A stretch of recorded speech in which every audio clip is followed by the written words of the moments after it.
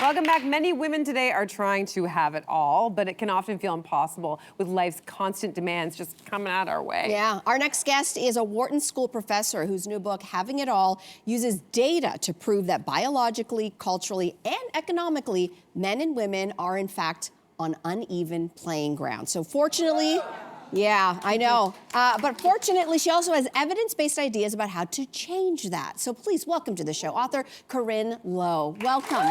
Welcome. Thanks for having me. I'm obsessed with this book. I'm sending it to every woman I know and their male partners. Yes. The catalyst for this book was back in 2017. So you talk about this in the book, that after you gave birth to your son, and as you describe it, who's adorable, you also had a midlife crisis. You said your life became increasingly intolerable. Tell us about the huge realization at that time when you had your son. Well, I had been studying these issues as an economist my entire career, and then I found myself smack dab in the middle of it, where everything that worked before I had a baby stopped working. I had a 2.5-hour commute. I was the breadwinner, and I was carrying the load at home. I felt like I was falling behind my colleagues who were all men at work. And, you know, the worst point came when I was on a delayed train and found myself pumping in the Amtrak bathroom because I'm gonna miss bedtime. And I'm like crying, thinking, I don't have it all. I don't have anything.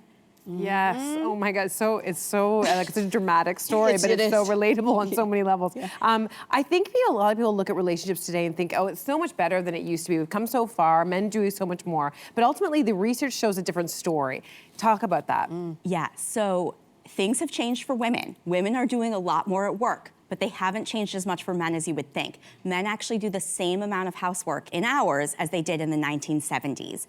And then the one place where men do more is parenting time, but that's because parenting has exploded for all of us. So since the 1990s, parenting time has doubled, but for men, that's from 2 to 4 hours a week, and for women, that's from 7 to 14 hours a week. So the gender gap has actually gotten wider.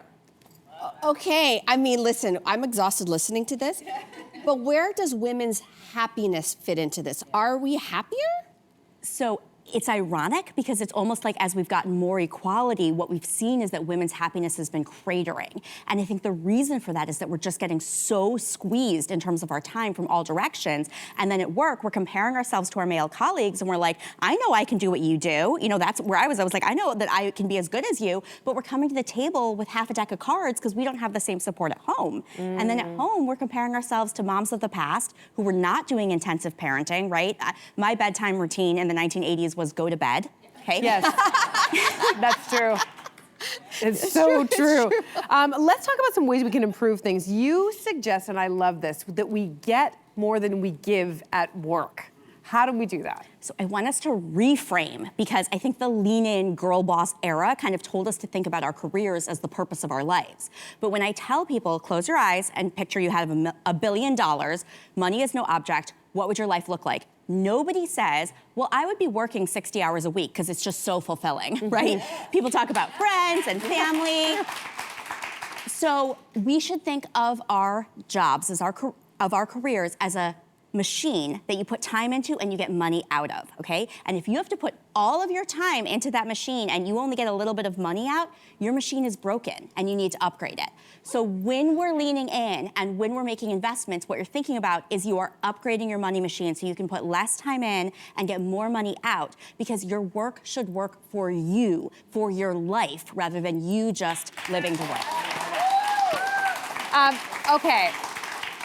I do feel like we're a bit lucky because we do have very supportive partners at home who do share a lot of the load. But you say that this is actually such an important thing. The partner that we choose has a huge impact on our overall happiness. And you say that we should all make sure that we're investing in the right person. How does that work? So I think we interview for the wrong position. I think we interview for the position of boyfriend when what we need is a co-CEO of the household. Ooh. So we go for who's cute, but no one is cute when you're cleaning their toothpaste off the bathroom sink.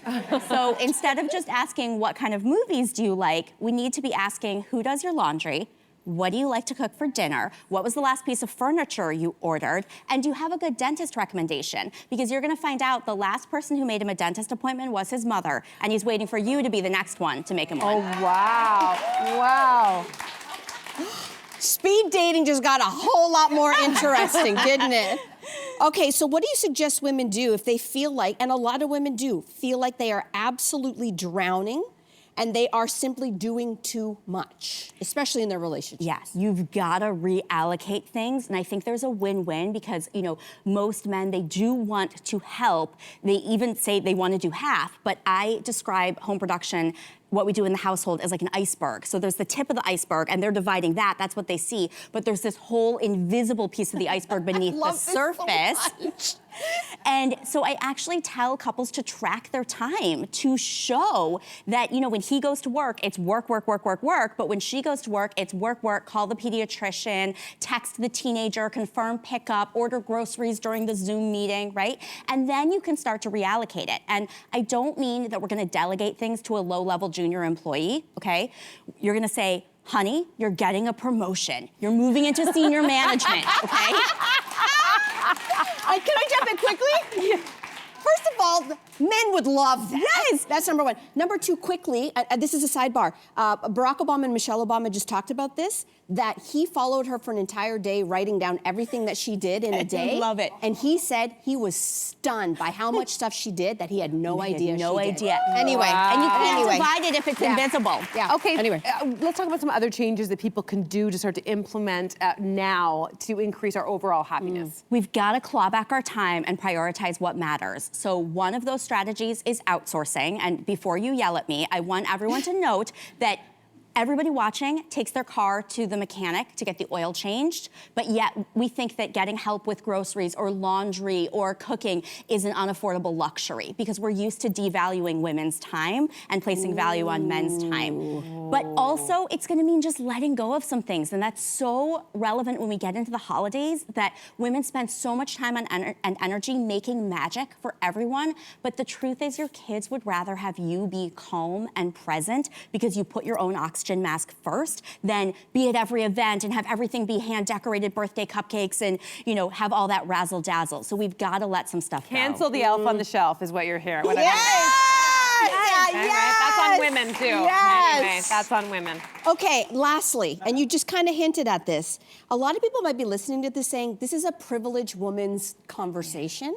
So what do you say to those people? I just want to emphasize the book is for everyone. It has strategies no matter what your socioeconomic situation is. And one of those strategies is about leveling up at work. So you are going to get more pay, for the work that you do. And that's going to help with that tight budget. But I also want to say, even if you really can't afford to outsource or some of those other strategies don't work for you, one of my favorite games to play is I'll clean your house. You go over to a girlfriend's house, drink a glass of wine, your kids play together because play dates are childcare, you clean her house, and then tomorrow night she comes over and cleans yours. Oh my God, I love this. I have a better idea. Moms go out and dads clean. Yeah, they play that game. Yeah, Also. I love it. Corinne, this was just the tip of the iceberg. Truly. It was just really the tip of the iceberg. This has been an eye-opening conversation. I want everyone to read this book. So, having it all, it is available now. It is for everyone. It is not just a woman's book. Yes. I want to say that again. Audience members, women and men, and everyone in between, you're going home with your signed copy today.